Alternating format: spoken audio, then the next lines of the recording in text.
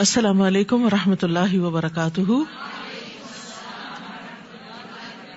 کیا حال ہے سب کا؟ الحمدللہ. نحمده ونصلی علی رسولہ الکریم. اما بعد فاعوذ باللہ من الشیطان الرجیم. بسم اللہ الرحمن الرحیم. رب اشرح لی صدری ویسر لی امری واحلل عقدۃ من لسانی یفقہوا قولی. علم کے بغیر عمل بعض اوقات گمراہی تک لے جاتا ہے، کیونکہ جب انسان کو راستے کا علم ہی نہ ہو اور انسان گھر سے نکل پڑے تو کیا منزل تک پہنچ جائے گا؟ منزل تک پہنچنے کے لیے راستے کا علم ہونا بہت ضروری ہوتا ہے. جنت تک پہنچنے کے لیے جنت تک پہنچنے کے راستے کا علم ہونا بہت ضروری ہے، اور اگر انسان اس راستے پر چلے نہ تو وہاں تک کیسے پہنچے گا؟ تو جنت کا راستہ کیا ہے؟ علم حاصل کرنا. مثلاً ایک شخص عبادت کرتا ہے اور اپنے آپ کو خوب تھکاتا ہے عبادت میں، لیکن وہ بغیر علم کے ایسے طریقوں سے عبادت کر رہا ہے جو اللہ تعالیٰ کو مطلوب ہی نہیں، تو اس کا وہ تھکنا اس کو فائدہ ہی نہیں دے گا. تو شیطان کی چالوں میں سے ایک بڑی اہم چال یہ ہے کہ وہ لوگوں کو علم حاصل کرنے سے روکتا ہے مختلف طریقوں سے.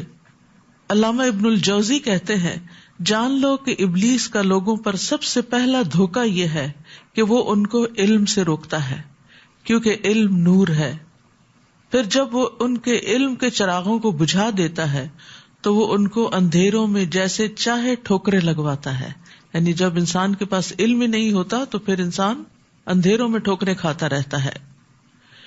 ابن حبیرہ رحمۃ اللہ علیہ کہتے ہیں، شیطان کی چالوں میں سے یہ ہے کہ وہ اللہ کے بندوں کو قرآن کے غور و فکر اور تدبر سے نفرت دلاتا ہے. یعنی شیطان قرآن پڑھنے کا پھر چھوڑ دے گا کہ پڑھ لیں، یا یہ ہے کہ یاد کر لیں، لیکن قرآن کے غور و فکر اور تدبر سے نفرت دلاتا ہے. تو قرآن کے اندر گہری سمجھ بوجھ جو ہے اس سے روکنا شیطان کا کام ہے، کیونکہ وہ جانتا ہے کہ غور و فکر کی صورت میں اسے ہدایت حاصل ہو جائے گی، اور اگر ہدایت مل گئی اس کو، رستہ مل گیا اس کو، تو پھر یہ میرے انجام تک تو پہنچے گا نہیں. 26واں پارہ. اعوذ باللہ من الشیطان الرجیم. بسم اللہ الرحمن الرحیم. حامیم. تنزیل الکتاب من اللہ العزیز الحکیم. ما خلقنا السماوات والأرض وما بينهما إلا بالحق وأجل مسمى والذين كفروا عما أنذروا معرضون. سورۃ الاحقاف. شروع کرتی ہوں اللہ کے نام سے جو بے انتہا مہربان نہایت رحم فرمانے والا ہے. حامیم. یہ کتاب اللہ غالب حکمت والے کی طرف سے نازل کی گئی ہے. ہم نے آسمانوں، زمین اور جو کچھ ان کے درمیان موجود ہے سب چیزوں کو حقیقی مصلحت کی بنا پر اور ایک مقررہ مدت تک کے لیے پیدا کیا ہے. اور جو کافر ہیں وہ اس چیز سے اعراض کر جاتے ہیں جس سے انہیں ڈرایا جاتا ہے. تو سورت کے آغاز میں اللہ سبحانہ وتعالی اپنی کتاب عزیز کی ثنا اور تعظیم بیان کرتے ہیں، اور اس بارے میں بندوں کے لیے اللہ تعالیٰ کا ارشاد کیا ہے کہ وہ اس کتاب سے روشنی حاصل کریں، رہنمائی حاصل کریں، اس کی آیات میں تدبر کریں، اس کے خزانوں تک پہنچیں. تو جب اللہ تعالیٰ نے اس کتاب کو نازل کرنے کے بارے میں فرمایا تو اس کے ساتھ ہی آسمانوں اور زمین کی تخلیق کا ذکر بھی کیا. تو بات یہ ہے کہ جس نے آسمان و زمین بنائے اسی نے یہ کتاب اتاری، اور اس نے یہ اس لیے اتاری تاکہ انسان اس زمین اور آسمان کے بارے میں صحیح نقطہ نظر قائم کرے، ان سے صحیح فائدے اٹھائے، اور پھر الٹیمیٹلی جس رب نے ان کو پیدا کیا ہے اس کو یاد رکھے اور اس کی عبادت کرے، اور اس بات پر پورا یقین رکھے کہ اللہ کے سوا کوئی بھی عبادت کے لائق نہیں. تو اللہ سبحانہ و تعالیٰ نے ہی چونکہ آسمان و زمین کی ہر چیز کو انسانوں کے لیے مسخر کیا، پھر انسانوں کی طرف رسول بھیجے، کتابیں نازل کی، نیکی کا حکم دیا، برائی سے روکا، اور انہیں اس بات سے خبردار کیا کہ یہ دنیا رہنے کا گھر نہیں، یہ ایک گزرگاہ ہے، یہاں انہیں صرف اپنی آخرت کے لیے، آگے کے لیے، ہمیشہ کے ٹھکانے کے لیے تیاری کرنی ہے جہاں ان کی مستقل رہائش گاہ ہے، اور جو کچھ وہ دنیا میں کرتے ہیں اس کی جزا و سزا وہ پائیں گے۔ اور پھر ساتھ ہی یہ بتا دیا گیا کہ آسمان و زمین کی تخلیق جو ہے یہ بے مقصد نہیں ہے، یہ اللہ نے حق کے ساتھ پیدا کیا ہے اور ایک وقت مقرر تک کے لیے پیدا کیا ہے، ہمیشہ کے لیے نہیں۔ لیکن ایسی باتوں سے جنہوں نے کفر کیا وہ اعراض برتتے ہیں اور ان کو سمجھنے کی کوشش نہیں کرتے۔ قل ارأیتم ما تدعون من دون اللہ ارونی ماذا خلقوا من الارض، آپ ان سے کہیے بھلا دیکھو اللہ کے سوا جنہیں تم پکارتے ہو، مجھے دکھاؤ تو صحیح کہ زمین کی کیا چیز انہوں نے پیدا کی ہے، یا آسمانوں کی تخلیق میں ان کا کچھ حصہ ہے؟ اگر تم سچے ہو تو اس سے پہلے کی کوئی کتاب الہی یا علمی روایت میرے پاس لاؤ کہ جس میں یہ سب لکھا ہوا ہو، یعنی کوئی دلیل دو مجھے۔ اور اس شخص سے بڑھ کر اور کون گمراہ ہوگا جو اللہ کو چھوڑ کر انہیں پکارتا ہے جو قیامت تک اسے جواب نہیں دے سکتے، جبکہ وہ ان کی پکار سے ہی بے خبر ہیں۔ وہ کون ہیں؟ ایک طرف تو مشرکین کے بنائے ہوئے بت ہیں کہ جن کو وہ پکارتے تھے یا جن سے وہ فریادیں کرتے یا جن کو وہ واسطہ اور ذریعہ بناتے، کہ وہ کچھ بھی نہیں سنتے، تو پھر یہ ان کے آگے جا کے نظر و نیاز کیوں رکھتے ہیں اور ان کے آگے جھکتے کیوں ہیں؟ کیونکہ اگر قیامت تک بھی یہ ان کو پکارتے رہیں تو وہ ان کی پکار کا جواب نہیں دیں گے۔ اسی طرح افسوس کے ساتھ یہ کہنا پڑتا ہے کہ مسلمانوں کے اندر بھی ایسے ٹرینڈز آ گئے، ایسے لوگوں کے ساتھ رہتے ہوئے کہ انہوں نے بھی اللہ کے سوا دوسروں کو اپنا حاجت روا سمجھ لیا کہ یہ ہماری مدد کریں گے، جس طرح بعض اوقات لوگ کہہ دیتے ہیں یا علی مدد۔ حضرت علی رضی اللہ تعالیٰ عنہ کا مقام یقیناً بہت بڑا ہے، لیکن وہ مدد کرنے کے لیے نہیں ہے، مدد تو صرف اللہ ہی کی طرف سے آتی ہے۔ وَمَن نَّصْرُ إِلَّا مِنْ عِنْدِ اللَّهِ، کہ مدد ساری بس اللہ ہی کرتا ہے، اللہ ہی جانب سے آتی ہے۔ لیکن لوگ عموماً ان باتوں کو بھول کر صرف لوگوں کی دیکھا دیکھی یا اپنے آباء و اجداد کی پیروی میں اس طرح کے کلمات ادا کرنے لگتے ہیں، اور بعض اوقات سوچتے بھی نہیں، غور بھی نہیں کرتے۔ تو یہاں یہ واضح طور پہ بتا دیا گیا کہ جو اللہ کو چھوڑ کر کسی اور کو پکارے گا وہ قیامت تک اس کی پکار کا جواب نہیں دے سکتا، یعنی وہ اس کا کوئی کام کر نہیں سکتا۔ اور جو مر چکے ہیں، قبروں میں ہیں، وہ تو پکارنے والوں کی پکار سے بھی غافل ہیں، بے خبر ہیں۔ اور جب لوگ اکٹھے کیے جائیں گے تو وہ ان کے دشمن بن جائیں گے اور ان کی عبادت کا انکار کر دیں گے۔ قیامت کے دن وہ کہیں گے ہمیں نہیں پتا تھا کہ تم ہمیں پکارتے تھے، ہم تمہاری پکار سے غافل ہیں، بے خبر ہیں۔ اور جب ان پر ہماری واضح آیات پڑھی جاتی ہیں تو کافر اس حق کے بارے میں جو ان کے پاس آ چکا ہے کہتے ہیں کہ یہ تو صریح جادو ہے، یا یہ کہہ دیتے ہیں کہ یہ خود ہی سے بنا لایا ہے اس کو۔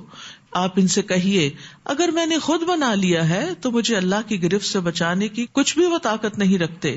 جن باتوں میں تم لگے ہوئے ہو اللہ انہیں خوب جانتا ہے، میرے اور تمہارے درمیان وہی گواہی دینے کے لیے کافی ہے، اور وہ بخش دینے والا اور رحم کرنے والا ہے۔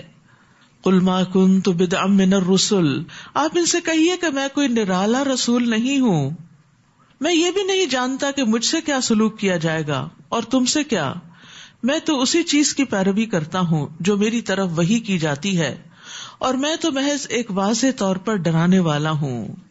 تو انسان کے انجام کی خبر اللہ کے سوا کسی کو بھی نہیں۔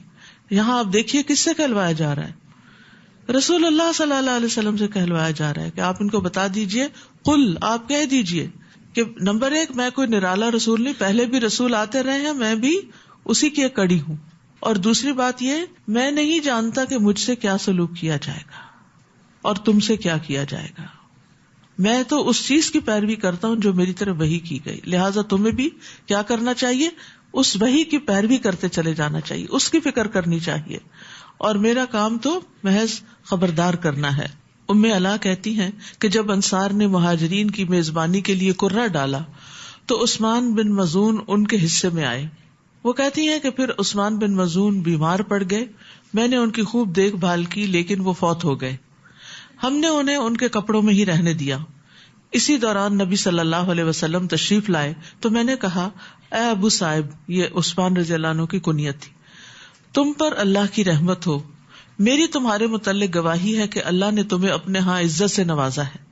یہ سن کر نبی صلی اللہ علیہ وسلم نے فرمایا، تمہیں یہ کیسے معلوم ہوا کہ اللہ نے انہیں اپنے اکرام سے نوازا ہے؟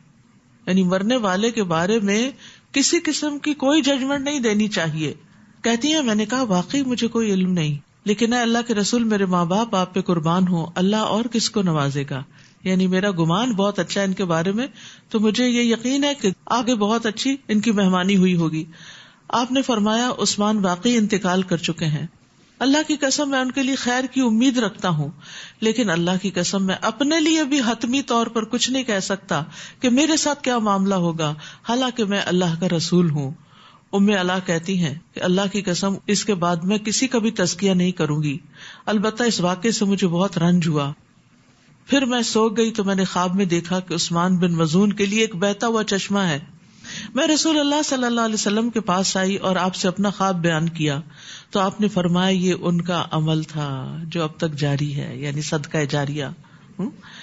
تو ٹھیک ہے، خواب میں اللہ تعالیٰ خوشخبریاں دیتے ہیں، بعض اوقات مرنے والوں کا حال بتا دیتے ہیں، لیکن پھر بھی ہم حتمی طور پہ کچھ نہیں کہہ سکتے کہ اصل حقیقت کیا ہے۔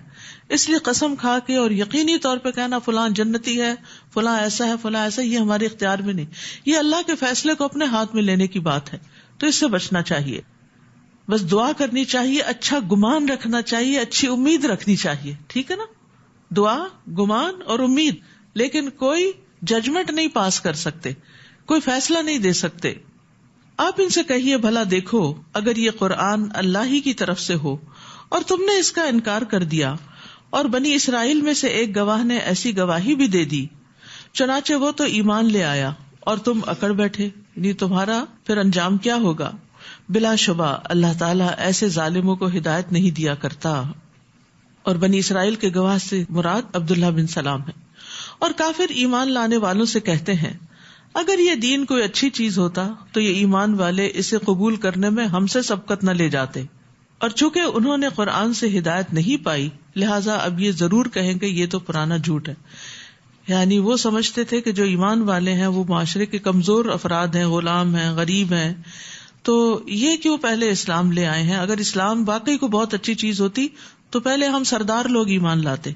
لیکن یاد رکھیے کہ اسلام کے بارے میں کوئی شرط نہیں کہ اس کو صرف بہت پڑھے لکھے لوگ ہی یا بہت سمجھدار لوگ ہی قبول کریں گے۔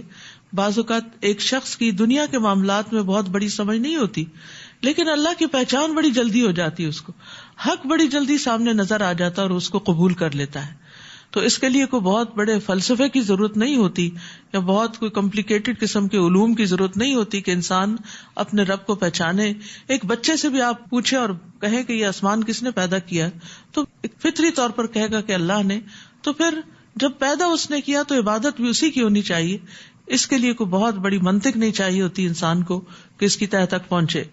یہ الگ بات ہے کہ جو انسان کا علم بڑھتا ہے، چاہے دنیا کا بھی بڑھے، اس کی اللہ سبحانہ وتعالیٰ کے بارے میں معرفت زیادہ ہوتی جاتی ہے، لیکن اس کا یہ مطلب نہیں کہ صرف علم والوں کو ہی ایمان نصیب ہوتا ہے۔ اور پھر چونکہ یہ خود ایمان نہیں لائے تو اب ضد میں کہتے ہیں کہ یہ تو پرانا جھوٹ ہے، حالانکہ اس سے پہلے موسیٰ کی کتاب تورات جو رہنما اور رحمت تھی موجود تھی، اور یہ کتاب اس کی تصدیق کرنے والی ہے جو عربی زبان میں ہے، تاکہ ظالموں کو متنبہ کرے اور نیک عمل کرنے والوں کو خوشخبری دے۔ یقیناً جن لوگوں نے کہا کہ ہمارا رب اللہ ہے پھر اس پر ڈٹ گئے، انہیں کوئی خوف نہ ہوگا اور نہ وہ غمگین ہوں گے، یہی لوگ جنت والے ہیں جو اس میں ہمیشہ رہیں گے، یہ ان کے اعمال کا بدلہ ہے جو وہ کرتے رہے ہیں۔ وَوَصَّيْنَا الْإِنسَانَ بِوَالِدَيْهِ إِحْسَانًا حَمَلَتْهُ أُمُّهُ كُرْهًا وَوَضَعَتْهُ كُرْهًا وَحَمْلُهُ وَفِصَالُهُ 30 شهرًا، اور ہم نے انسان کو حکم دیا کہ وہ اپنے والدین سے اچھا سلوک کرے۔ اس کی ماں نے مشقت اٹھا کر اسے پیٹ میں رکھا اور مشقت اٹھا کر ہی جنم دیا۔ اس کے حمل اور دودھ چھڑانے میں 30 ماہ لگ گئے، یہاں تک کہ وہ اپنی بھرپور جوانی کو پہنچا اور 40 سال کا ہو گیا تو اس نے کہا اے میرے رب مجھے توفیق دے کہ میں تیرے اس احسان کا شکر ادا کروں جو تو نے مجھ پر اور میرے والدین پر کیا ہے، اور یہ بھی کہ میں ایسے اچھے عمل کروں جو تجھے پسند ہو، اور میری خاطر میری اولاد کی اصلاح کر دے۔ میں تیرے حضور توبہ کرتا ہوں اور بلا شبہ میں فرما بردار ہوں. تو یہاں والدین کے ساتھ احسان کا برتاؤ کرنے کا حکم دیا جا رہا ہے، اور پھر اس میں بھی خاص طور پر ماں کے حق کو زیادہ تفصیل سے بیان کیا گیا ہے، کیونکہ ماں اولاد کو مشقت کے ساتھ حمل کی صورت میں اٹھاتی ہے، تکلیف کے ساتھ پیدا کرتی ہے اور پھر پالتی ہے، دودھ پلاتی ہے، اس کے لیے سارے اس کے کام کاج کرتی ہے جب تک بچہ ڈپینڈنٹ ہوتا ہے. تو اس لیے نبی صلی اللہ علیہ وسلم نے ماں کے ساتھ احسان کو جہاد سے بھی زیادہ اہم قرار دیا ہے. معاویہ بن جاہمہ کہتے ہیں کہ میں نے رسول اللہ صلی اللہ علیہ وسلم کی خدمت میں حاضر ہو کر عرض کیا، اے اللہ کے رسول، میں آپ کے ساتھ مل کر جہاد کرنا چاہتا ہوں. ابتغی بذلک وجہ اللہ والدار الآخرہ، اس سے میں اللہ کا چہرہ اور آخرت کا گھر چاہتا ہوں. آپ نے فرمایا، تمہارا بھلا ہو، کیا تمہاری ماں زندہ ہے؟ میں نے کہا جی ہاں. آپ نے فرمایا، واپس جا کر اس کی خدمت کرو. پھر میں نے دوسری طرف سے آ کر آپ سے عرض کیا، اے اللہ کے رسول، میں آپ کے ساتھ مل کے جہاد کرنا چاہتا ہوں، میں اس سے اللہ کا چہرہ اور آخرت کا گھر چاہتا ہوں. آپ نے فرمایا، تمہارا بھلا ہو، کیا تمہاری ماں زندہ ہے؟ میں نے کہا جی ہاں اللہ کے رسول. آپ نے فرمایا، واپس جا کر اس کی خدمت کرو. پھر تیسری بار ایسا ہی کیا تو آپ نے تیسری بار بھی وہی جواب دیا. آپ نے فرمایا، اس کے قدموں کو لازم کر لو، جنت وہی ہے. کیونکہ بعض اوقات والدین زیادہ محتاج ہوتے ہیں، ضرورت مند ہوتے ہیں، ان کی خدمت کرنے والا، ان کی مدد کرنے والا، ان کی ڈھارس بندھانے والا اور کوئی نہیں ہوتا. تو پھر you are the only child, تو پھر ایسی صورت میں آپ کو اپنے کچھ اور فرائض چھوڑ کر اس کام کو کرنا ہوتا ہے. اور یہ ہمارے دین کا ایک حسن ہے کہ جس کا آپ پر کوئی احسان ہو، والد ہو، والدہ ہو، یا خاندان میں کوئی اور ہو، یا اس کے علاوہ باہر بھی ہو، تو ہمارا دین ہمیں حل جزاء الاحسان الا الاحسان، احسان کا بدلہ احسان کے سوا کچھ اور ہو سکتا ہے، یہ اصول سکھاتا ہے. اور یہ ایک بہت ہی خوبصورت اصول ہے، کیونکہ انسان جب کسی کے ساتھ بھلا کرتا ہے تو وہ توقع بھی رکھتا ہے کہ اس کے ساتھ بھلا کیا جائے. سب ماں باپ کو اس بات کی امید ہوتی ہے کہ ہمارے بچے ہمارے لیے کچھ کریں گے، اور ایسا کرنے میں کوئی برا نہیں. لیکن یہ ہے کہ بعض اوقات بچے اپنے بچوں میں مصروف ہو کر والدین کا حق بھول جاتے ہیں، تو اس لیے یہاں پر خاص تاکید کی گئی. ابو ہریرہ سے روایت ہے، وہ کہتے ہیں کہ رسول اللہ صلی اللہ علیہ وسلم نے فرمایا، ایک عورت نے اپنے بیٹے کو آواز دی جبکہ وہ عبادت خانے میں عبادت میں مصروف تھا. اس نے کہا، اے جریج. تو جریج نے دل میں کہا، اللہ، ایک طرف میری والدہ ہے اور دوسری طرف میری نماز ہے. وہ پھر بولی، جریج. اس نے کہا، اللہ، میری والدہ اور میری نماز میں کیا کروں؟ پھر تیسری بار ماں نے پکارا، جریج. اس نے پھر یہی کہا اور انہوں نے نماز کو نہیں چھوڑا. تو ماں خفا ہو گئی. اس نے کہا، اللہ، جریج کو موت نہ آئے جب تک یہ فاحشہ عورتوں کا منہ نہ دیکھ لے. چنانچہ اس کے عبادت خانے کے پاس ایک بکریاں چرانے والی عورت ٹھہرا کرتی تھی، تو اس نے ایک بچے کو جنم دے دیا. تو اس سے پوچھا گیا کہ یہ کس کا ہے؟ تو کہنے لگی یہ جریج کا ہے، یعنی جریج پر تہمت لگا دی. تو یہ الزام سن کر وہ اپنے عبادت خانے سے نیچے اترا اور کہنے لگا، وہ عورت کہاں ہے جو دعویٰ کرتی ہے کہ یہ بچہ مجھ سے ہے؟ جریج نے بچے کو مخاطب کر کے کہا، اے شیر خوار، یعنی اے دودھ پینے والے بچے، بتا تیرا باپ کون ہے؟ اس نے کہا، میرا باپ بکریاں چرانے والا ہے. تو بہرحال کیونکہ وہ عبادت گزار شخص تھا، اللہ سبحانہ تعالیٰ نے اس سے الزام کو دفع کر دیا، لیکن ماں کی بد دعا بھی اس کے حق میں قبول ہو گئی. تو بعض اوقات ایسا ہوتا ہے کہ ماں کو کسی شدید مدد کی ضرورت ہوتی ہے، تو ایسے میں انسان کسی نیک کام میں لگا ہوتا ہے. وہ نماز پڑھ رہے تھے، اور ہم میں سے اکثر لوگ اس ڈائلما کا شکار ہو جاتے ہیں نا، یہ بھی نیک کام ہے، یہ بھی نیک کام ہے، اس وقت کیا کروں؟ تو سمجھداری کا تقاضا یہ ہے کہ کون سا کام ڈیلے کیا جا سکتا ہے اور کون سا کام ہے جو آپ کو اسی وقت ہی کرنا ہے. تو ظاہر ہے کہ ماں نے کسی کام سے ہی بلایا ہوگا اور وہ ضروری کام ہوگا، تو اس وقت ماں کا حق زیادہ تھا. حالانکہ اللہ سبحانہ تعالیٰ کے حق کے بعد والدین کا حق ہوتا ہے، لیکن کبھی کبھار انسان اگر نفلی عبادت کر رہا ہے تو ایسی صورت میں والدین کی خدمت جو ہے وہ فرض ہو جاتی ہے. تو جب بھی نفل اور فرض کے درمیان آپ کو ڈیسیژن لینا پڑے تو فرض کی طرف جائیے. اسی طرح ماں کے ساتھ نیکی جو ہے کبیرہ گناہ معاف کرنے کا باعث بنتی ہے. ایک شخص نے کہا کہ میں نے ایک عورت کو نکاح کا پیغام دیا لیکن اس نے انکار کر دیا. ایک دوسرے آدمی نے پیغام نکاح دیا تو اس نے اس مرد کو پسند کر لیا. تو مجھے بڑی غیرت آئی، میں نے عورت کو قتل کر دیا. تو کیا میرے لیے کوئی توبہ ہے؟ تو ابن عباس نے کہا، کیا تمہاری ماں زندہ ہے؟ اس نے کہا نہیں. انہوں نے کہا، جاؤ اللہ سے توبہ کرو، جس قدر ممکن ہو اس کا تقرب حاصل کرو، یعنی ایسے اعمال کرو جس سے تمہیں اللہ کا قرب حاصل ہو. تو والدین کی خدمت بھی ان اعمال میں سے ہے جن سے اللہ کا قرب حاصل ہوتا ہے. اور انہوں نے کہا کہ اللہ عز و جل سے قریب تر کرنے والا کوئی دوسرا عمل نہیں ہو سکتا جتنا کہ ماں کے ساتھ نیک سلوک. پھر اسی طرح ابو بردہ سے روایت ہے کہ وہ ابن عمر کے پاس موجود تھے. ایک یمنی آدمی بیت اللہ کا طواف کر رہا تھا. اس نے اپنی ماں کو اپنی پشت کے پیچھے اٹھایا ہوا تھا, کندھے پہ اٹھایا ہوا تھا. کہہ رہا تھا میں اس کا مطیع اونٹ ہوں, اگر اس کی سواریاں خوف زدہ کر دی جائیں تو میں نہیں خوف زدہ ہوں گا. پھر اس آدمی نے کہا ابن عمر تمہارا کیا خیال ہے, میں نے اپنی ماں کا بدلہ چکا دیا؟ انہوں نے کہا اس کی ایک آہ کا بدلہ بھی نہیں چکایا. یعنی تم سمجھتے ہو کہ ماں کو کندھے پہ اٹھا کے حج کرانے سے تم نے فرض ادا کر دیا, حق پورا کر دیا. تو بہرحال بعض اوقات سرکمسٹانسز ایسے ہوتے ہیں کہ ہم باقاعدہ خدمت نہیں بھی کر سکتے تو ہم دعائیں ضرور کر سکتے ہیں. اور اگر آپ چاہتے ہیں کہ آپ کی اپنی دعائیں قبول ہوں تو اپنی دعاؤں کا آغاز والدین کے لیے دعا سے کیا کیجیے. رب ارحمہما کما ربیانی صغیرا. یعنی احسان کرنے کے 3 طریقے ہوتے ہیں. ایک تو یہ کہ جیسا کسی نے ہمارے ساتھ کیا ویسا کر دیں. دوسرا یہ کہ اگر ہم اس پوزیشن میں نہیں کہ وہ کر سکیں جو وہ کر رہا ہے, یعنی ماں نے پیدا کیا, جنم دیا, بچہ تو نہیں یہ کر سکتا, تو اس صورت میں کیا ہے کہ والدین کے لیے دعا کریں اور ان کی تعریف کریں. یعنی انہوں نے جو احسان کیے ہیں ان کو اکنالج کریں, اور یہ نہیں کہ صرف ان کے منہ پر, وہ تو خوشامد ہی ہو جاتی ہے نا. یعنی ان کی پیٹھ پیچھے جہاں کہیں ممکن ہو والدین کا اچھے الفاظ میں تذکرہ کریں.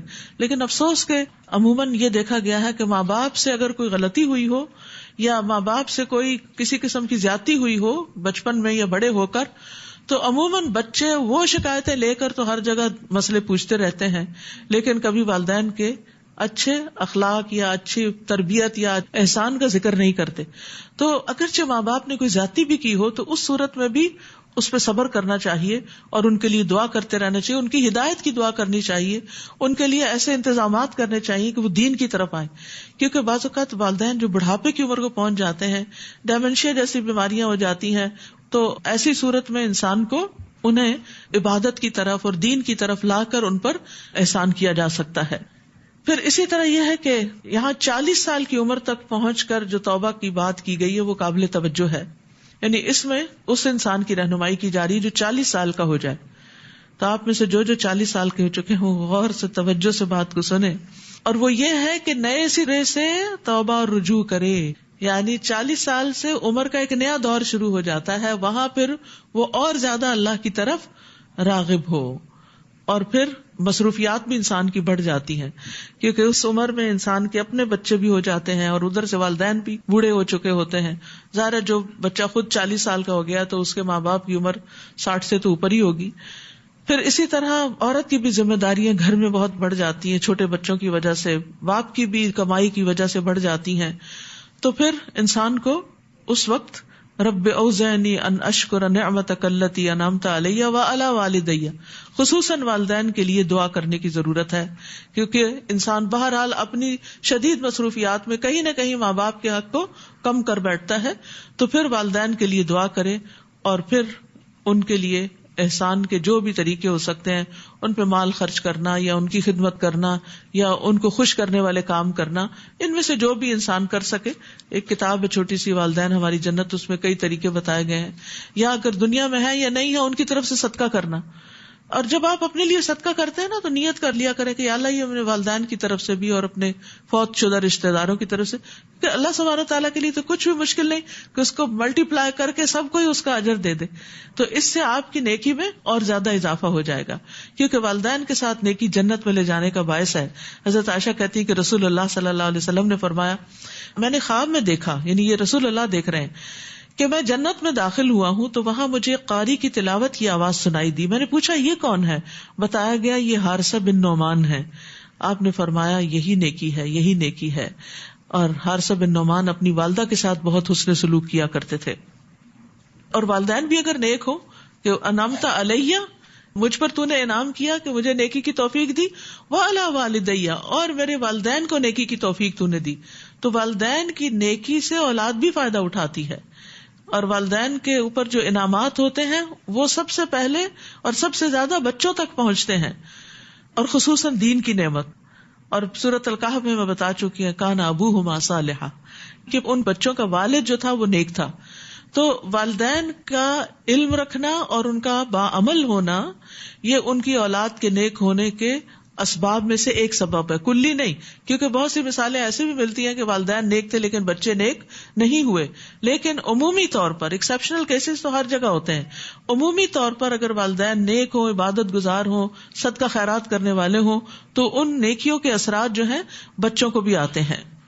یہی لوگ ہیں جن کے بہترین اعمال کو ہم قبول کرتے ہیں. ایسی شخصیات جن کا یہ طریقہ زندگی ہے، ان کے نیک عمل قبول ہو جاتے ہیں اور ان کی برائیوں سے درگزر کر جاتے ہیں. یہ اہل جنت میں شامل ہیں. وعدہ سچا ہے جو ان سے کیا جاتا تھا، یعنی اللہ کا وعدہ.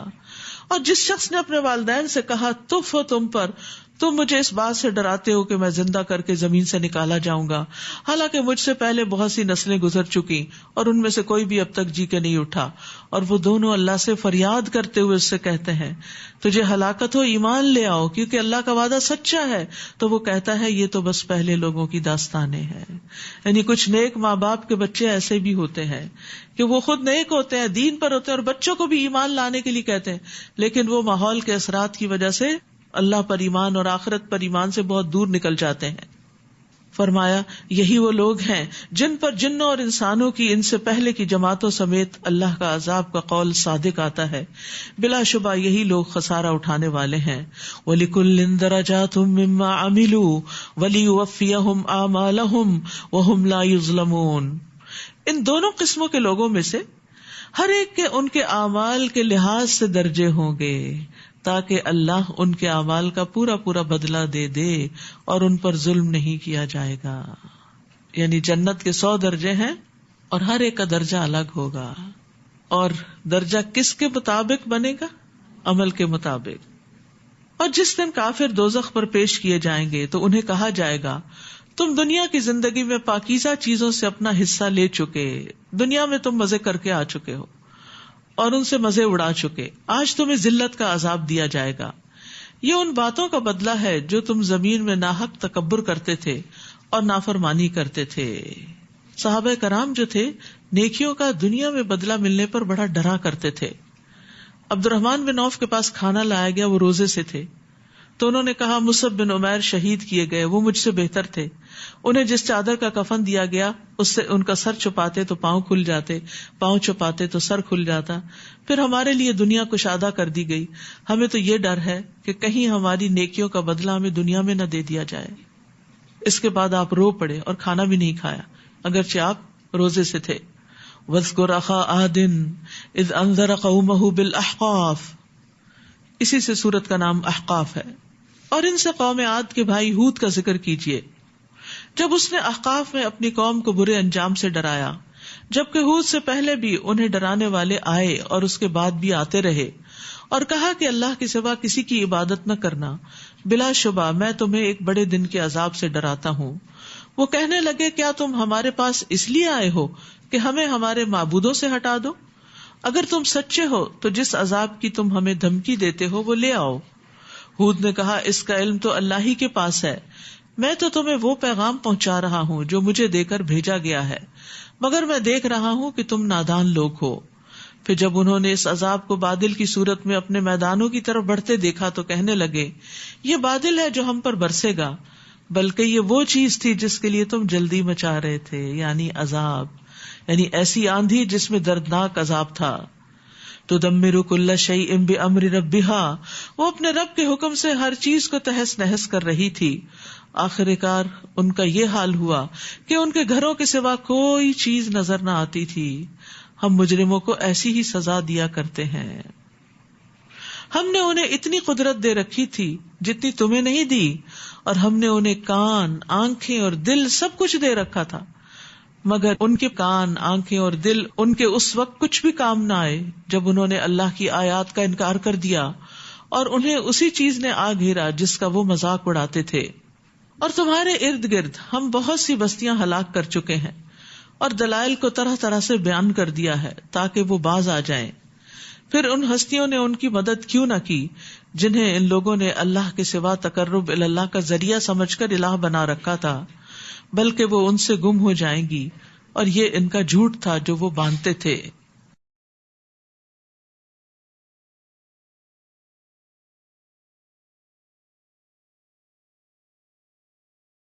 السلام علیکم ورحمۃ اللہ وبرکاتہ۔